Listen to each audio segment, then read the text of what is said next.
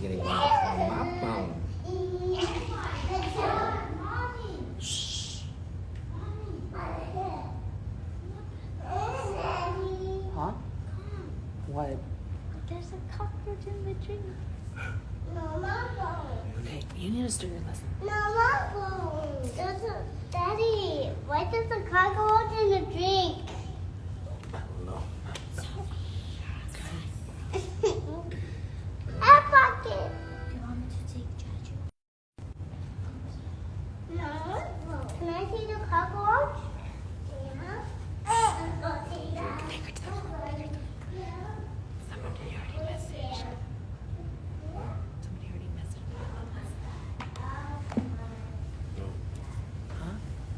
Oh my God.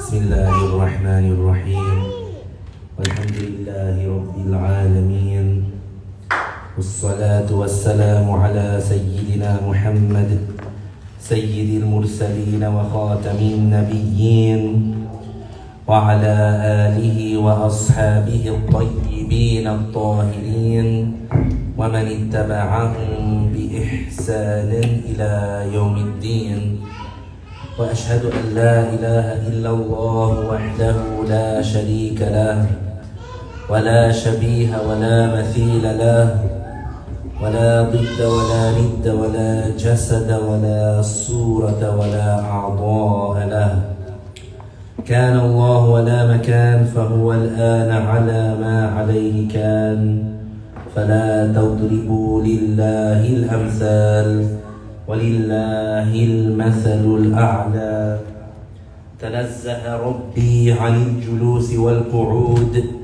وعن الحركة والسكون وعن الاتصال والانفصال لا يحل فيه شيء ولا ينحل منه شيء ولا يحل هو فيه شيء لأنه ليس كمثله شيء مهما تصورت ببالك فالله لا يشبه ذلك ومن وصف الله بمعنى من معاني البشر فقد كفر وأشهد أن سيدنا وعظيمنا وقائدنا وقرة أعيننا محمدا عبد الله ورسوله ونبيه وصفيه وحبيبه وخليله أرسله الله هدى ورحمة للعالمين هاديا ومبشرا ونذيرا وداعيا إلى الله بإذنه سراجا وهاجا وقمرا منيرا اللهم صل وسلم وأعظم وأنعم وأكرم على هذا النبي الكريم سيدنا محمد خاتم النبيين كلما ذكره الذاكرون وغفل عن ذكره الغافلون الصلاة والسلام عليك يا سيدي يا رسول الله الصلاة والسلام عليك يا سيدي يا حبيب الله الصلاة والسلام عليك يا سيدي يا عظيم الجاه I praise Allah, I glorify Him and I thank Him for all the blessings that He gives without Him being obligated, and I ask Allah to raise the rank of our beloved Prophet Muhammad sallallahu alayhi wasallam and to protect his Muslim nation. I testify no one deserves to be worshipped except Allah, the one without a partner, the one without an equal, the one without a similar, the one who is unlike anything in the universe and nothing in the universe is like Him. He has no father, no mother, no sister, no brother, no son, and no daughter. He exists without time and place because He's the creator of time and place. He does not reside above the throne and He is not attributed with fatigue like the Jews say. Our Lord is glorified beyond any imperfection that the non-Muslims attribute to Him. Whatever you imagine in your mind, Allah Ta'ala does not resemble that, and whoever attributes an attribute of the creations to Allah is outside of Islam. And I testify that Muhammad sallallahu alayhi wa sallam, the son of Abdullah, the son of Abdul Muttalib, the son of Hashim, the son of Abdul Manaf, from the tribe of Quraysh, is the best creation of Allah, and his final prophet and messenger sent to all humans and jinn, and he is truthful about everything he conveyed of the revelation. Thereafter, we remind ourselves to have the sincere intention for the sake of Allah in attending this session of Islamic knowledge, because having the sincere intention is a requirement to get the reward. So the Muslim, whenever he does a good deed, he has to have the sincere intention for the sake of Allah to get reward for that good deed. The sincere intention means for the Muslim to do the good deed seeking the acceptance of Allah only and not the praise of the people. So alhamdulillah, we are grateful to Allah that we have been guided to Islam, because Islam is the only true religion, because Islam is the greatest endowment. Islam is the only accepted religion by the Creator of the universe. And we are grateful and thankful to Allah that we have been guided to the knowledge of Ahlul Sunnah, which is the saved group. The Prophet ﷺ informed us that those who attribute themselves to Al-Islam, those who claim to be Muslim, will split up into 73 groups. All of them will be in hellfire except for one. And he said in one narration, Al-Jama'ah, in another narration, As-Sawatul A'zam, in another narration, Man kana ala ma ana alayhi wa ashabi, those who have my creed and the creed of the companions. So these three narrations put together, they tell us that the saved group will always have the larger percentage of numbers. So one example of that, the majority of the people who claim to be Muslim, they agree and acknowledge that Abu Bakr as-Siddiq is the first rightful caliph. And a minority among the people who claim to be Muslim, they say that the first rightful caliph should have been Ali, but instead it was taken by Abu Bakr. And one day, inshallah, we'll go into the details of that. But the easy way to know that these people are misguided and that they're wrong is that had it been the case that Al-Imam Ali radiallahu anhu, that it was his right, or that he was the one that was designated by the Prophet sallallahu alaihi wasallam to be the first caliph, he would have fought for it, regardless of whether he had a lot of supporters or not, because he would stand on the truth and stand for the truth regardless of whether or not he had supporters.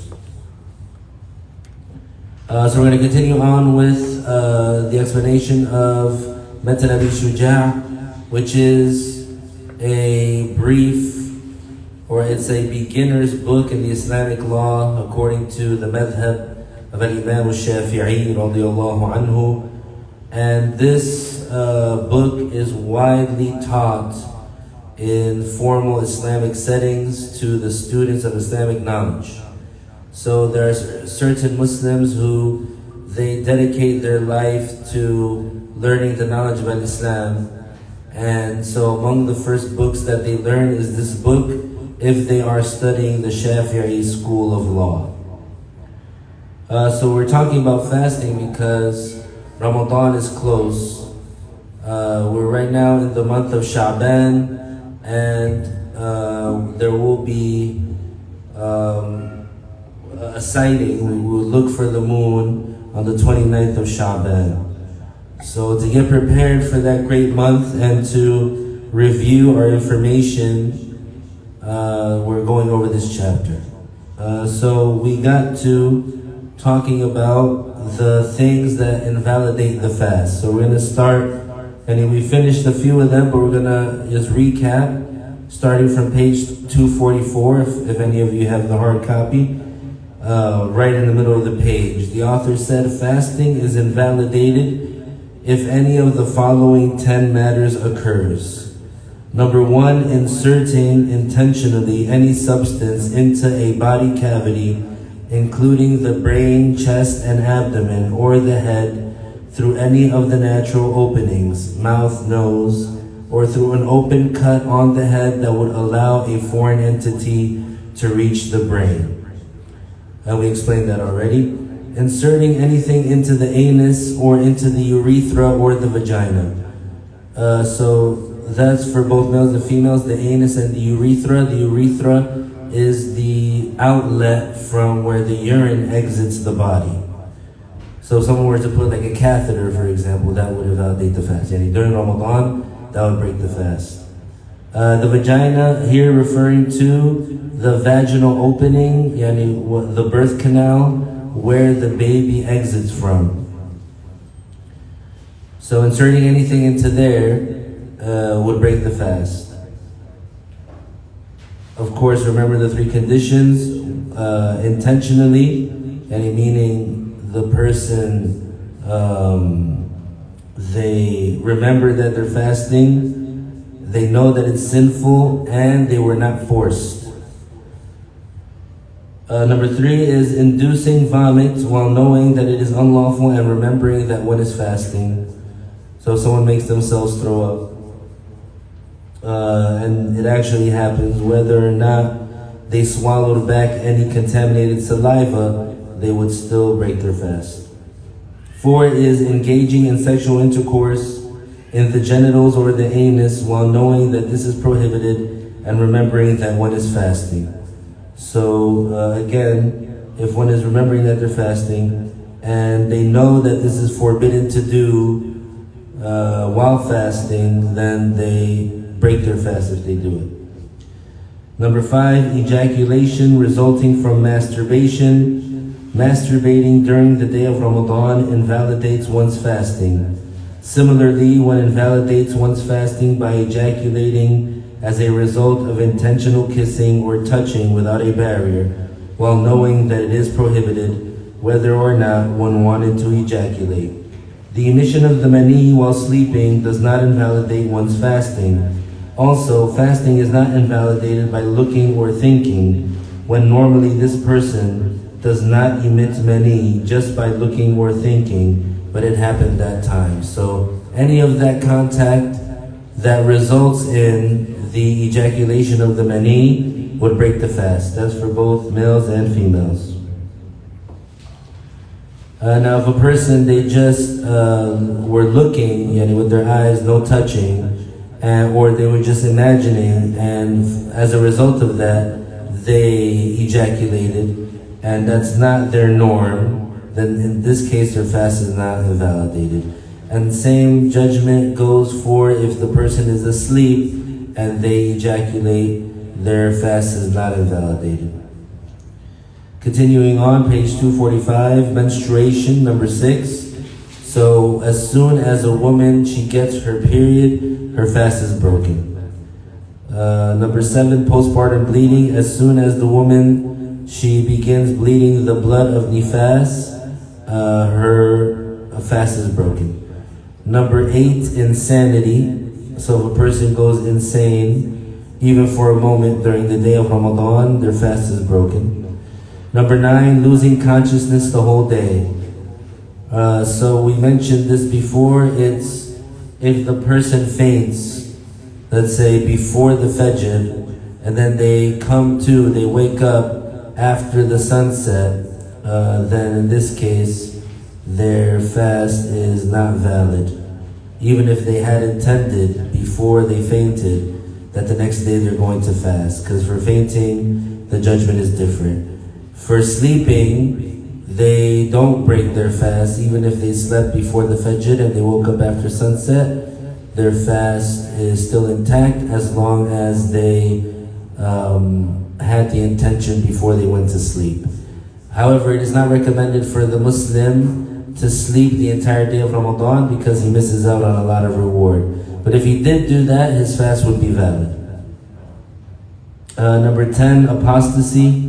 If someone commits apostasy during the day of Ramadan, their fast is broken. And they immediately have to return to Al-Islam. And if they do return to Al-Islam, they have to refrain from what the fasting person refrains from. Yani they have to still act like a fasting person, until the sun sets, and then after Ramadan is over, after the Eid, after the 1st of Shawwal, then the next day immediately they have to make it up. The author mentioned 3 matters that are recommended while fasting: to hasten to break the fast after making sure that the sun has set. If one had doubt whether the sun has set or not, one is not permitted to break the fast. So among the things that are recommended for the fasting person is, once he's sure that Maghrib is in, to hurry up to break his fast. This is sunnah, it's recommended. Now for the case where the person is not sure, he's still not 100% sure that Maghrib is in. He still thinks that Maghrib is not in yet. He still has that doubt. So this case is not permissible for him to break his fast. And if he were to do that, he would actually break his fast. It would be invalid. So beware of that. Some people, they would, let's say, listen to the radio. They're waiting for the radio station to play the adhan. So they are, like let's say, waiting at the dinner table. Their food is in front of them. They have their spoon in the food. They're waiting as soon as the radio station starts playing the adhan to immediately start eating. Subhanallah. I've seen some posts on social media. Some people thought that they were being funny, but it's a sad state that a person, he wouldn't be careful with his religious situation, and by taking it lightly.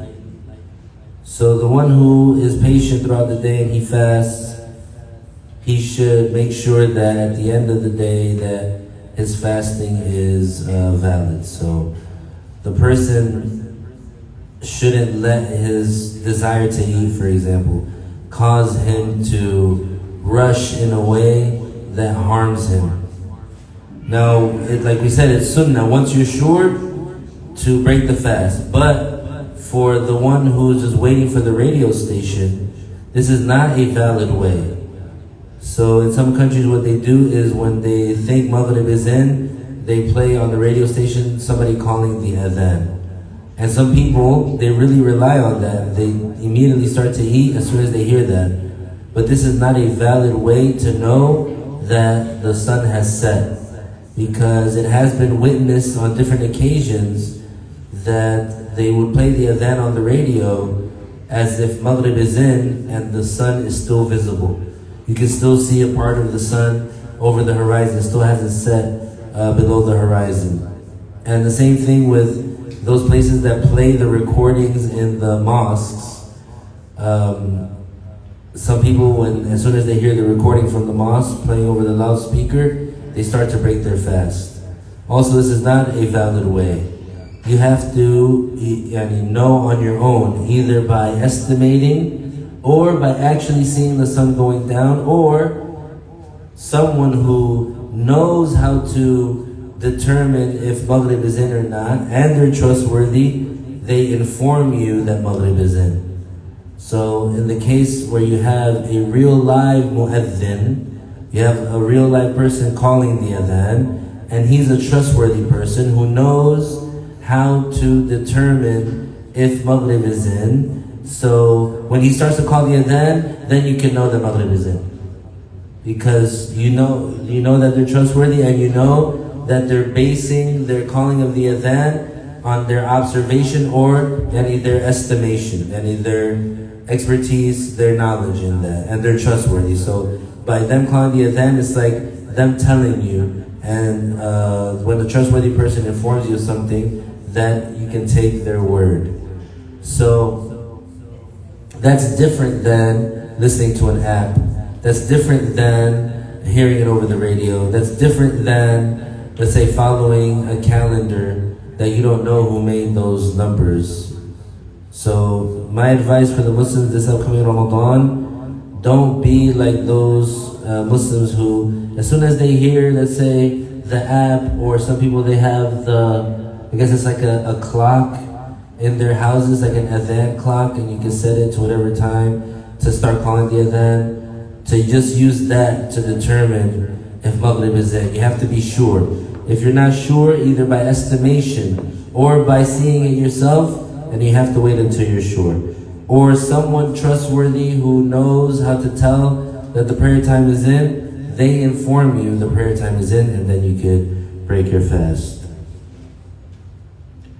The second recommended matter is to delay the sahur, the pre-dawn meal, and to delay as close to Fajr as you can. Its time begins after the middle of the night, and we said that the way the night is measured is you start from the time of sunset, and and then you end at the time of the Fajr, when Fajr is in, and you count how many hours that is, and you divide it by 2. So if, let's say, Maghrib is at 6, and Fajr is at 6 a.m., Maghrib is at 6 p.m., Fajr is at 6 a.m., that's 12 hours. 12 divided by 2 is 6. So 6 hours after 6 o'clock is what time? Is 12. So here it does actually become at 12 what they call midnight. But let's say Maghrib was 5 o'clock and Fajr was 5 o'clock as well. So 5 divided by 2, that was a harder one. 11 o'clock.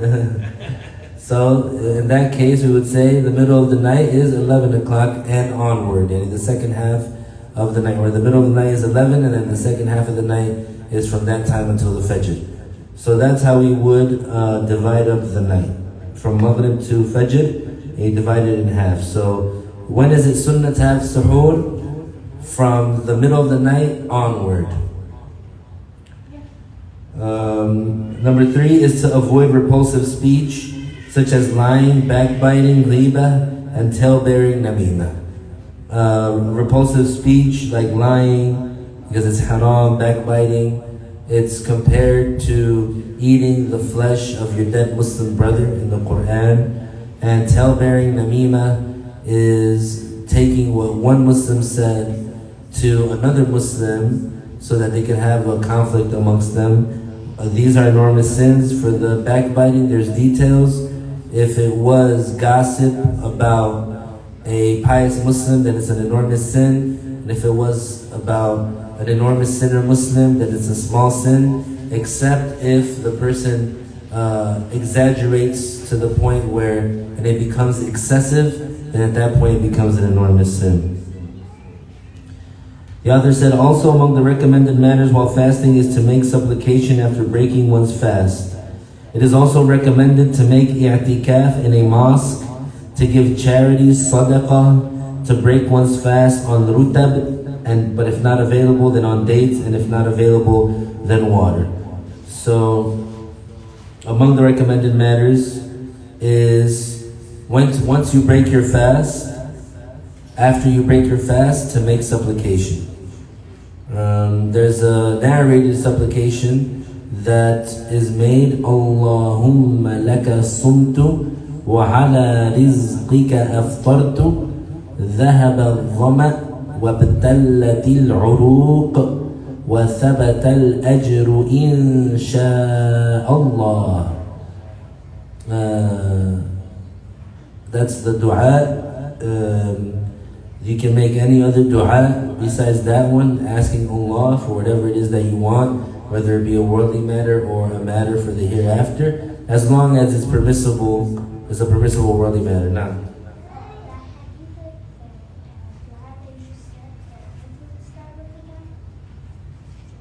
it starts with Allahumma laka sumtu.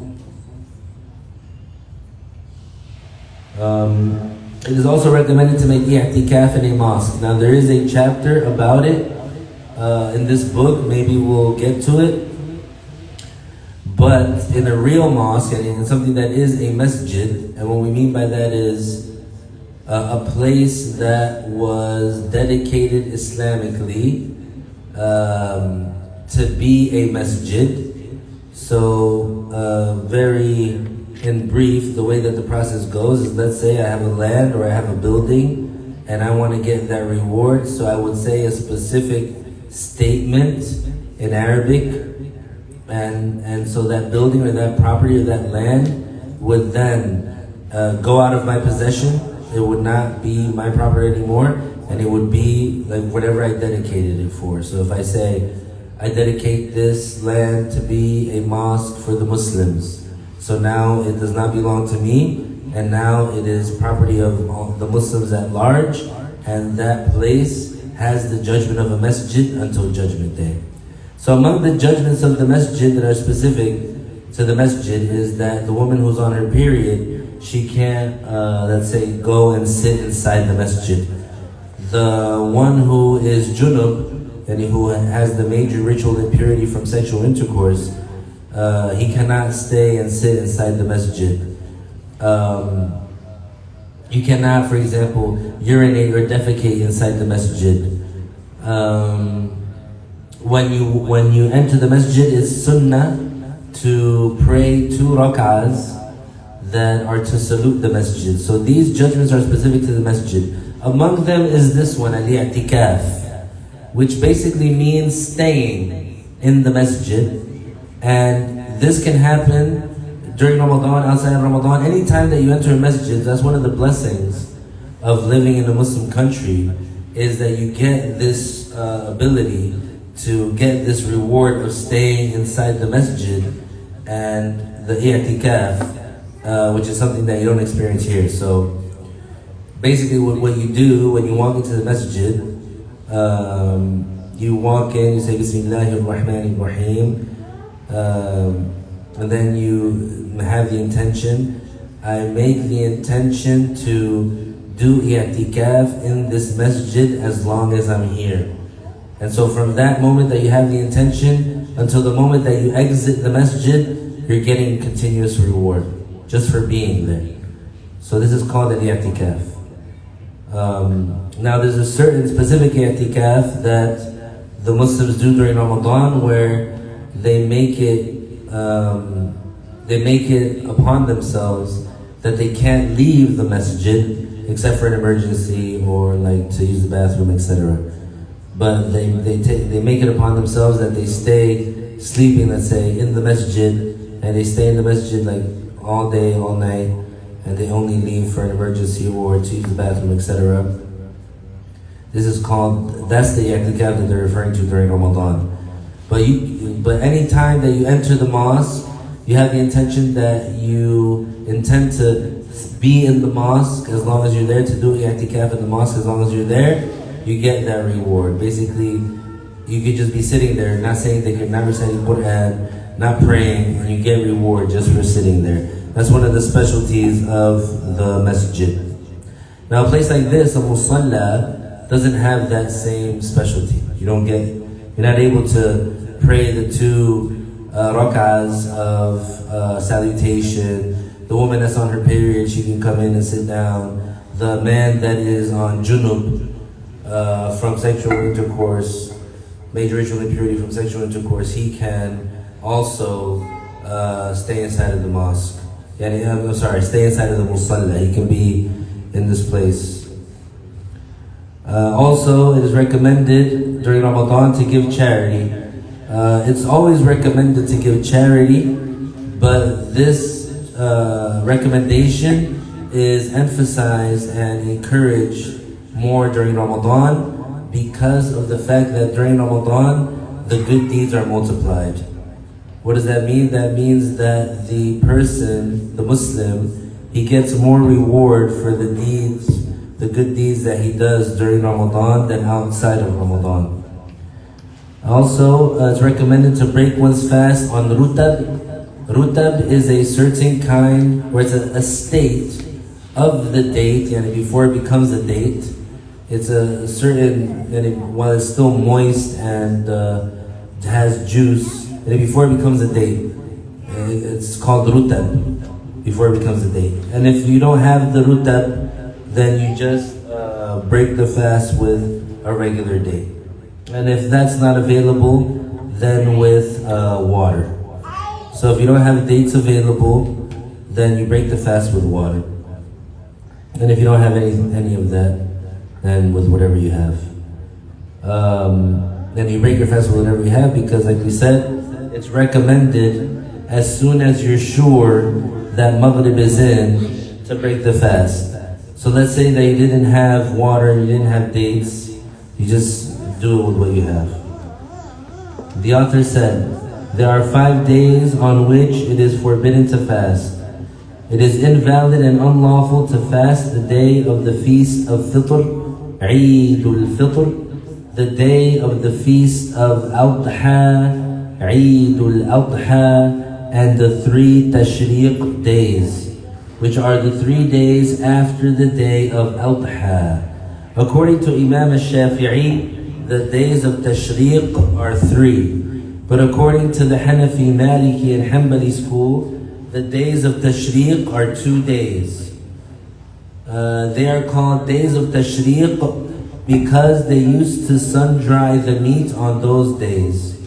It is also invalid to fast the last half of Sha'ban and the day of doubt, except if he joins the fasting of these days with those before them, or if one is fasting for the purpose of make-up fasting, qada, vow fulfillment, nadhr, or habitual rewardable practice, wird.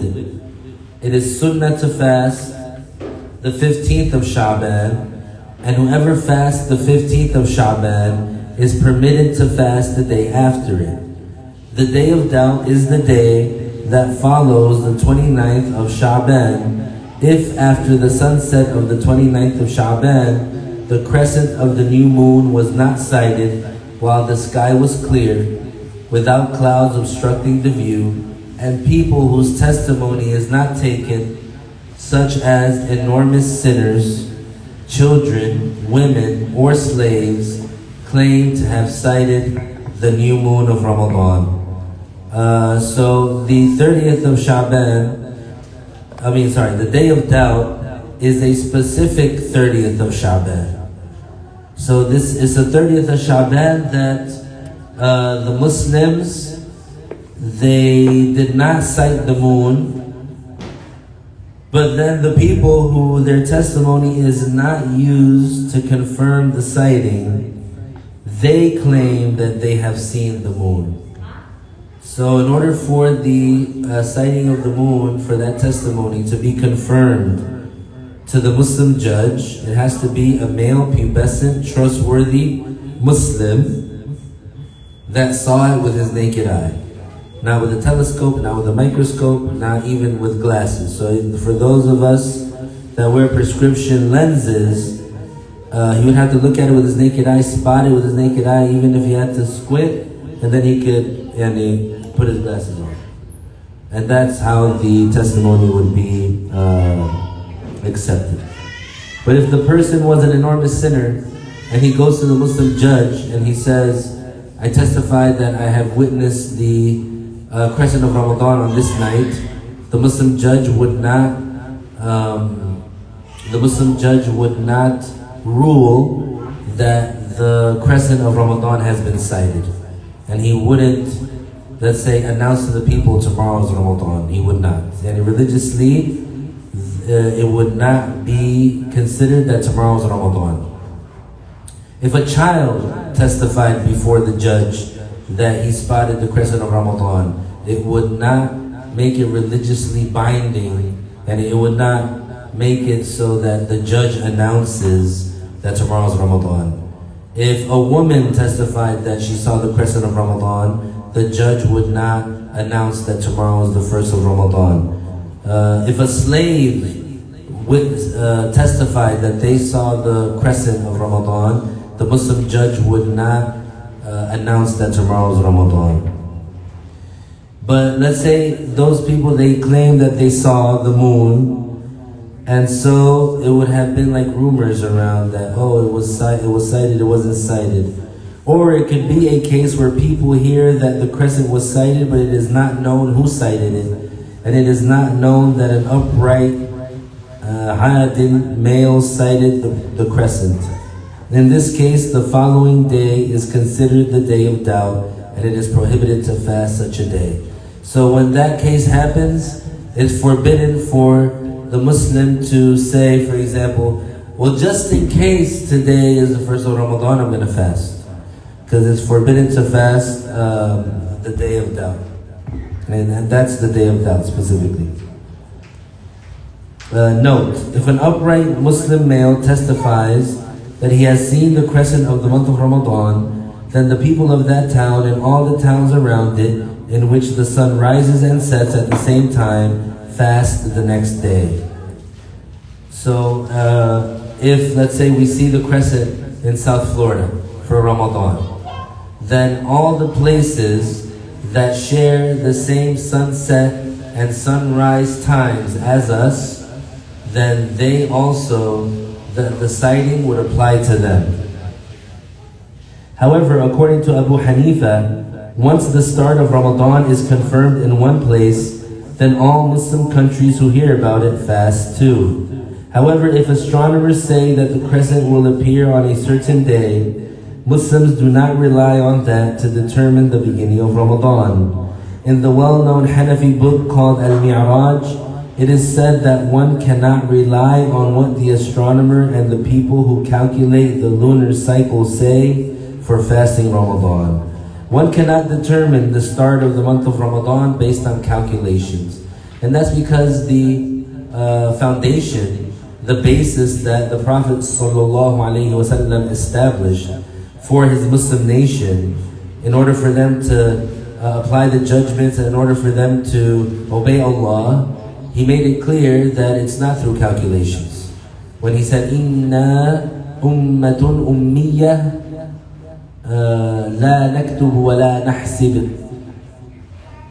So this means we are a nation that does not read or write, and we are a nation. No, he said we're a nation that does not read or write, and we are a nation that does not rely on calculations. So someone comes and tries to do something that, or try to say the religious judgment is enacted by a way that is other than what the Prophet ﷺ taught, then of course they should be ignored, and what they say is invalid, and of course their method would be rejected, because the Quran was revealed to the Prophet ﷺ, the law was revealed to the Prophet ﷺ. He's the final prophet and messenger. He received the revelation. He's the one that was ordered and sent to teach us. So if somebody comes with something that is contradictory, different to what he taught, and of course we reject it, because Islam is the religion of all the prophets, and the final prophet is Prophet Muhammad sallallahu alaihi wasallam. So we're not going to follow someone else. And basically it comes down to that. And that's another way to refute those who categorically reject the hadith. Those that they say we can't, well, some of them say, A'udhu Billah, they say the hadith is from Satan, A'udhu Billah. So these people, one way to refute them is by saying that, by letting them know that. By letting them know that the Prophet ﷺ, he is the one who received the revelation, he is the one who received the information. So Allah revealed to the Prophet ﷺ the explanation of the Quran, how to pray, how to fast, and the Prophet ﷺ spent his life teaching that, the rest of his life teaching that, once he received the revelation. The author said, the author then mentioned the case of the one who intentionally invalidates a day of fasting of Ramadan without an excuse by having sexual intercourse. This person would be sinful and has to make up that day and fulfill an expiation of lihar, which is to free a Muslim slave, male or female, who is clear of any physical defects which impede his handiwork. If he does not find one, then to fast for 2 consecutive months, and if one leaves out fasting one day even for an excuse, one has to repeat fasting the 2 months from the beginning. And if he is unable, then to feed 60 poor people, each of them a mudd, that is the fill of 2 average-sized hands cupped together of the most common staple food in that town. The man and not the woman fulfills the expiation of lihab. Although the expiation is due on the man, the woman is not allowed without an excuse to enable her husband to have sexual intercourse with her during the day of fasting. The expiation is due only when a full day is invalidated. Hence, if one becomes insane or dies before sunset, he does not have to pay the expiation. The expiation multiplies with the days invalidated by sexual intercourse. The expiation, however, is not due on the person who breaks the fast of a day other than Ramadan, even if it was an obligatory fast. So specifically for the month of Ramadan, if the person, they break their fast with unlawful sexual intercourse, then in that case, they have to pay this expiation. But if they break their obligatory fast other than Ramadan, outside of Ramadan, through intercourse, they, in that case, do not have to pay any expiation. They're sinful and they have to make it up as soon as possible.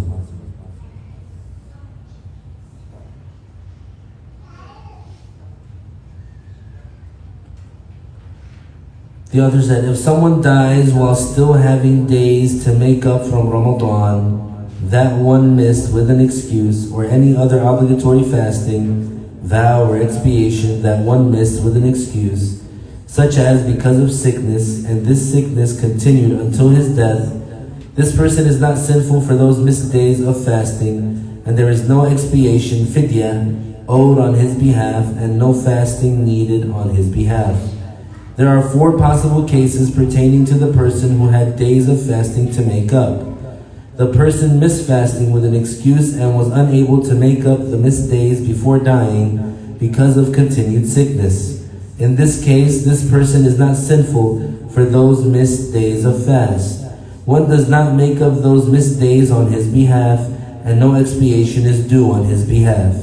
So for the case of the Muslim who he has a continuous sickness and he's not going to normally be cured from that, so he's unable to make up the missed days that he missed before dying, then he's not sinful, of course, and he doesn't have to make up those missed days, and he does not have to pay an expiation. The second case is the person missed fasting with an excuse and was able to make up the missed days before dying. So in this case, he is able to make up the missed days before dying. If he delays and delays and delays and delays until the next Ramadan, he would be sinful. The person missed fasting without an excuse and was able to make up the missed days before dying. So in this case, the person, they missed the fasting without an excuse, and he was able to make up the missed days before dying, but he fell short in that. The one who does not fast without an excuse, the one who breaks his fast without an excuse, he has to make it up immediately after the Eid. The fourth case is the person missed fasting without an excuse and was unable to make up the missed days before dying. So in this case, the person, he also missed fasting without an excuse, and he was unable to make up the missed days before dying. The wali takes from the dead person's inheritance, if he has any, to pay the expiation on the dead person's behalf. The expiation is to feed the poor 1 mudd, 1 1/3 Iraqi ritl of the most common staple crop of that area, for each day missed of fasting without an excuse. One can, with his own money, pay a debt of another person without taking their permission. According to the old school of Ash-Shafi'i, which is followed in this matter, the wali is permitted to fast instead of paying the expiation for each day missed. Likewise, the non-related person can fast on behalf of the dead person, except that he would need permission from the wali to fast the missed days on behalf of the dead person, unless this person got the permission from the dead person before he died. It is sunnah for the wali to fast on behalf of the dead person for every day missed, and the reward of fasting reaches the dead person by the will of Allah. However, in regards to the prayer, there is consensus that one does not pray for the missed prayers on behalf of the dead person. So for the fasting, there is a difference of opinion. For the prayer, there is no difference of opinion. Yani for the prayer, if the person, they missed the prayers without an excuse, and they died before making them up, and while falling short in that, their guardian is not able to pray on their behalf, to pray those prayers on their behalf.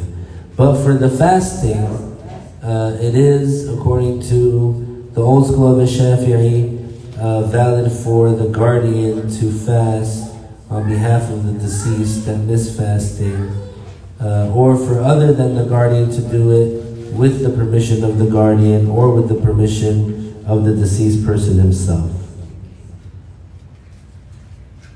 Did you mention a case where the guardian cares for the parent only? I need to review, but usually that's what is meant. And when it's said like that, that's what it's meant.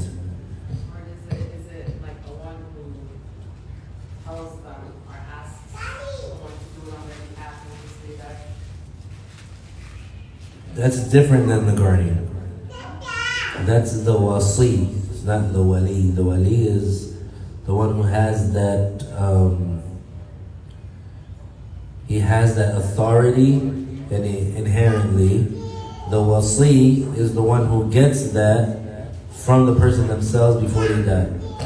And he basically tells him, after I die, for example, do this and do that, and yeah. Did you mention the case of if somebody just didn't do it out of laziness and they never, so for example, a child knows that their parent never fasted, and so then they want to start doing it on their behalf?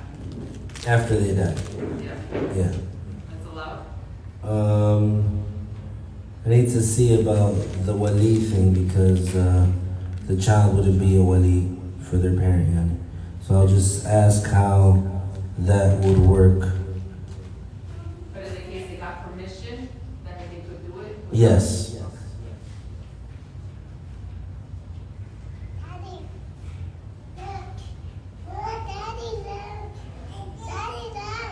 For sure, if he got the permission before they died, then that would work.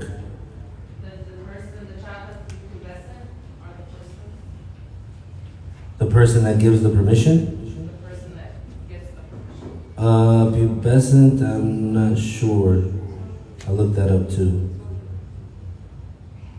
The author said, if due to an extreme hardship, an elderly person is unable to fast, or a person is unable to fast because of his severe sickness, that is, he encounters a hardship similar to the hardship that allows the person to make tayammum instead of using water for wudu, one can break their fast but needs to pay an expiation, fidya, for each missed day, a mudd of the most common staple food of the region.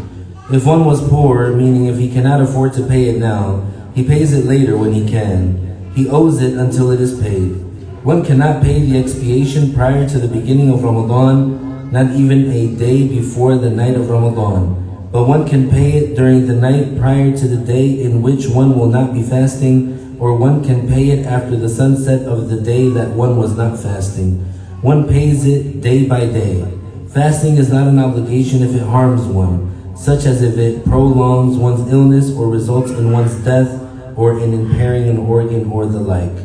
So when there's extreme hardship, the elderly person, because obviously that's not a condition that goes away, they can, instead of fasting, they pay. Instead of fasting, they pay an expiation. And in the Shafi'i school, they would have to do it day by day. So the night before that day that they can't fast, they would pay it that night. They're allowed to do that. Or after that day of them not fasting has passed. But let's say on the first of Ramadan to pay for all 30 days of Ramadan, this is not valid according to a Shafi'i.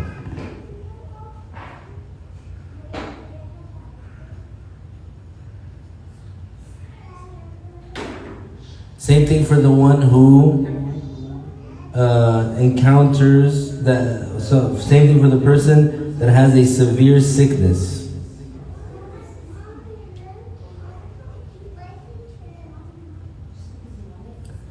That he'll never be cured from. So because if he can't fast because of a sickness, then, for example, he's excused from fasting. But then, if that sickness is the type of sickness that is temporary and he gets cured eventually, then once he's cured, he makes up those fasts. But if it's the type of sickness that is terminal, let's say, it never goes away, then he can never fast, so instead he pays the expiation.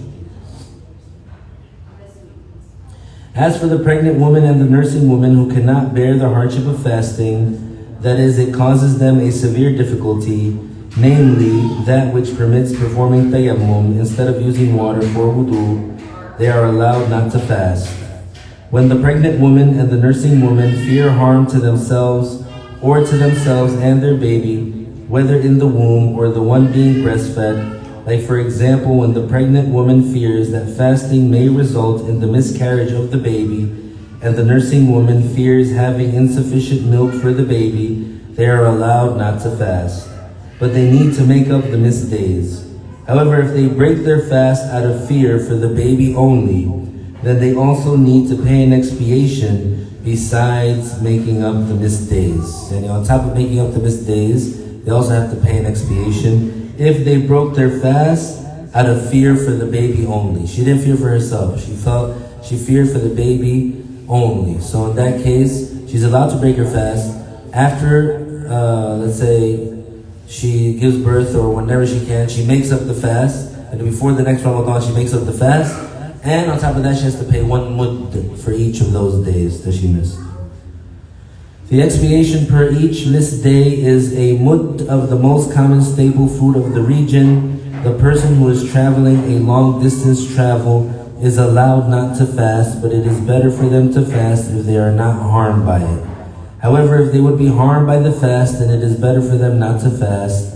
In either case, they make up the missed days of the fast. Oh, we have the chapter of tikaaf here, right after.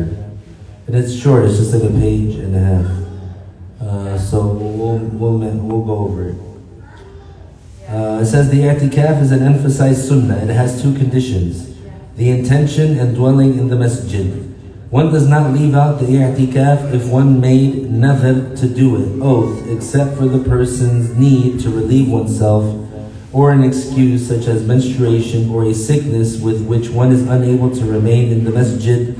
It is invalidated by intercourse, yani the i'tikaf. The explanation: the i'tikaf is sunnah, and performing it in the last 10 days of Ramadan is better than any other time. And this is to stay up at night in hopes of seeing the night of Al-Qadr or performing the worship during the night. The night of Al-Qadr is the best night of the year. The reward one receives for spending that night in acts of worship is so great, a person may not receive a similar reward in spending 1,000 months which do not have the night of Al-Qadr in them. Doing acts of worship. So what that means is, just one night of doing good deeds on the night of Al-Qadr, you get more reward on that night than doing that same deed for 1,000 months that don't have Laylatul Qadr in it. According to Imam al-Shafi'i, the night of Al-Qadr happens in one of the last 10 nights of Ramadan. However, some other scholars said that it could coincide with any night of Ramadan, and it is more likely on an odd-numbered night. There are 4 integrals for i'tikaf in a mosque. 1, a person. 2, a mosque. 3, to stay. And 4, the intention.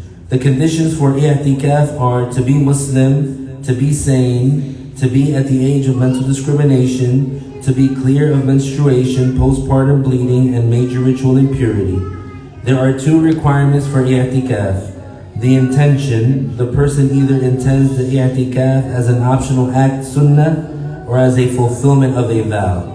So in the case where they intend the vow, and they're obligated to stay inside the masjid, except for those exceptions, yani if they have an emergency or they need to use the bathroom, and because you're not allowed to urinate or defecate inside of a masjid, and even if it wasn't a container, you have to do it outside of the borders of the masjid.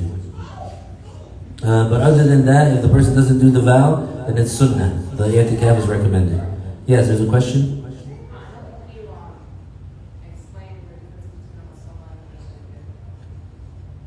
How do you explain it? Yeah, I did.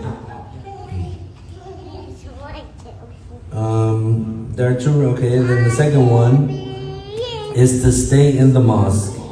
It is not valid to make i'tikaf inside other than a mosque. And we mentioned the difference between a musalla and a mosque. So yeah, some people around here, they try to say that they're doing i'tikaf, but it's not really, it's not the same. It's not this. They might stay, let's say, in the musalla all night praying, saying dhikr, but they don't get this reward, this specialty, this virtue. I'tikaf can be done continuously or it can be segmented. The duration of i'tikaf needs to be more than the amount of time it takes to say Subhanallah. If the person who is performing i'tikaf apostatizes or becomes drunk, this invalidates their i'tikaf. And Allah Ta'ala knows best. By that we finished the chapter of i'tikaf and we finished the chapter of fasting. So next week we're going to start the new chapters that we're going to be skipping around. My inclination is to start with the chapter of assaults, or the chapter of crimes.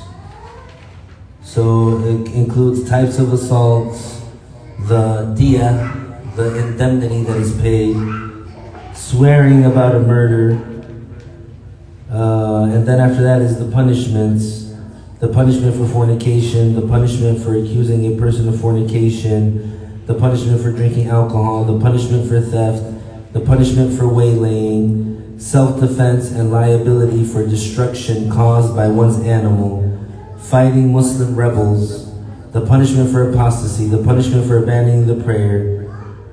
So that's what my inclination to go with that first, the chapter of assaults. So you guys out there, let me know, let us know somehow, reach out, give your suggestions. But that is so far what it's going to be, starting with the chapter of assaults, Kitab al-Jinayat. It's a very important chapter, yani. So the Muslim understands the severity of, or the sanctity that a Muslim has. You'll see when we go over these chapters what it means. There's, like for example, if you physically hurt a Muslim in a certain way, there's something that has to be done. And there's something that the Muslim the Muslim is able, that it's his right to get. And we'll mention all of that, inshallah. Like for example, if you harm a Muslim physically, and let's say you poked out his eye, so that Muslim who got his eye poked out unjustly, he has the right to poke out the eye of the one who poked out his eye. And that's his right. If you broke a Muslim's arm, there's a certain there's something that has to be done that would be the right of the one who got his arm broken, for example. We're going to mention the details of Shujā. Are there any questions? طيب نهلل لا إله إلا الله اللهم صل على سيدنا محمد وعلى آله وصحبه وسلم رب اغفر لي وللمؤمنين والمؤمنات وبارك الله فيكم. السلام عليكم.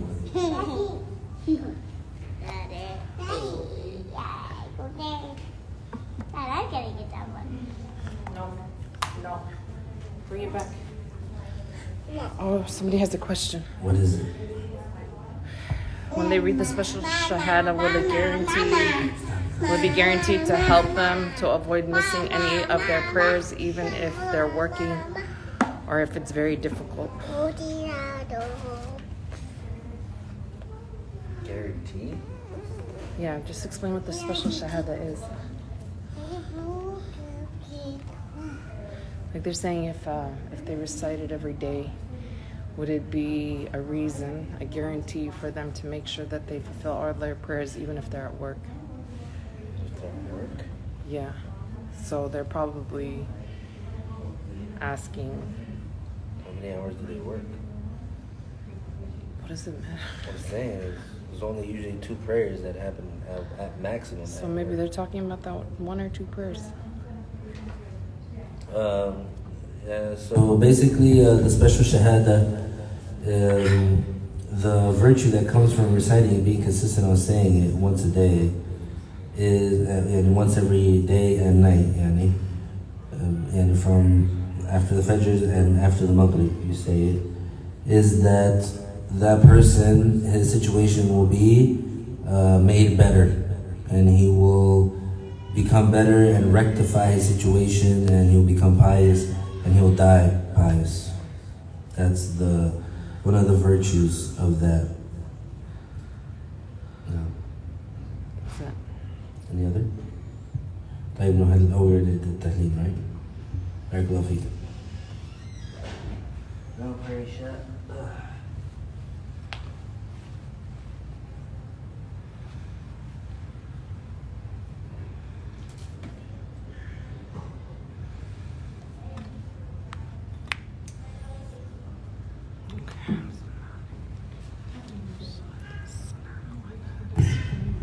الله أكبر.